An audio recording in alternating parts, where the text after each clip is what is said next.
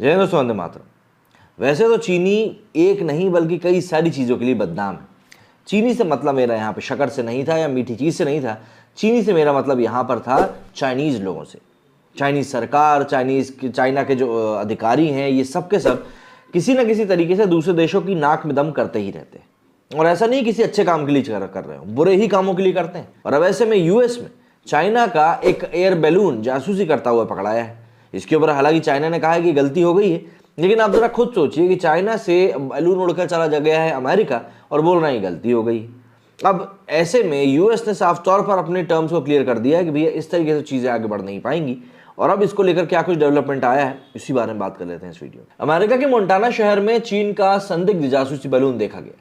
यहाँ एयरफोर्स का special base है, जहाँ से इंटरकॉन्टिनेंटल मिसाइल ऑपरेट की जाती है। पूरे अमेरिका में ऐसे 3 ही एयरबेस हैं। इस घटना के बाद अमेरिका और चीन में तनाव बहुत तेजी से बढ़ गया है। हालांकि चीन ने माफी मांग ली है, लेकिन अमेरिका सरकार का रुख सख्त हो गया है। मीडिया रिपोर्ट्स के मुताबिक अमेरिका के फॉरेन मिनिस्टर ने अगले हफ्ते होने वाला चीनी दौरा भी रद्द कर दिया है।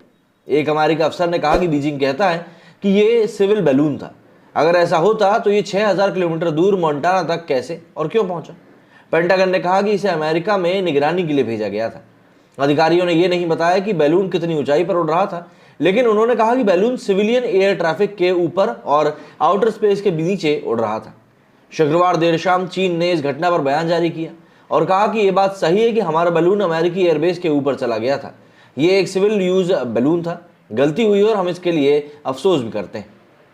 चीन ने मोबाइल टावर्स पर हुआवे की जासूसी डिवाइस लगाने की साजिश रची थी। इनसे मिडवेस्ट के सैन्य ठिकानों की जासूसी की जा सकती थी। ये डिवाइस ओबामा के दौर में लगने शुरू हो गए थे। चीन ने अमेरिका के ग्रामीण इलाकों को टारगेट करते हुए वहां अपने डिवाइस लगाए थे, और जैसे ही चीन इन्हें सैन्य ठिकानों की ओर बढ़ने लगा, खुफिया एजेंसियों की इस पर नजर गई। उन्होंने इस पर तुरंत कार्रवाई करी। अमेरिकी सांसद ने ग्रामीण इलाकों से उपकरण हटाने के लिए 2020 में 15,000 करोड़ रुपए मंजूर किए थे। अब देखिए, पेंटागन के अधिकारियों का कहना है कि बैलून पिछले कुछ दिनों पहले चीन से अलास्का के पास अलेउतियन आइलैंड आया था और यहां से नॉर्थ वेस्ट कनाडा होते हुए ये मोंटाना शहर पहुंचा। इसको लेकर कनाडा सरकार का कहना है कि वो बैलून की मूवमेंट को ट्रैक कर रही है। डिफेंस मिनिस्ट्री के एक अधिकारी ने कहा है कि बैलून ज्यादा समय तक देश में रह सकता है।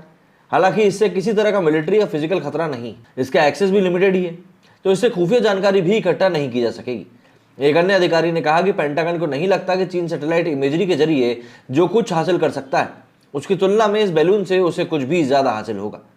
पेंटागन ने एक अधिकारी ने कहा कि बैलून सिविलियन एयर ट्रैफिक के ऊपर, इसलिए फिलहाल हमने बैलून को तबाह करने या इसे नीचे गिराने का फैसला नहीं लिया है। ऐसा करने से लोगों को नुकसान पहुंच सकता है। वैसे भी ये पहली बार नहीं है जब चीन ने अमेरिका की जासूसी करनी चाहिए। इससे पहले चीन व्हाइट हाउस के पास एक बगीचा विकसित करने और उसे पगोड़ा मतलब कि मठ या गुम्बद बनाकर जासूसी करना चाह रहा था। ये पगोड़ा व्हाइट हाउस समेत अन्य सरकारी भवनों से 8 किलोमीटर दूर था। इसकी ऊंचाई की वजह से दूर तक नजर रखना वो चाह रहा था। हालांकि अमेरिकी खुफिया एजेंसी FBI ने वक्त रहते उसे रोक दिया।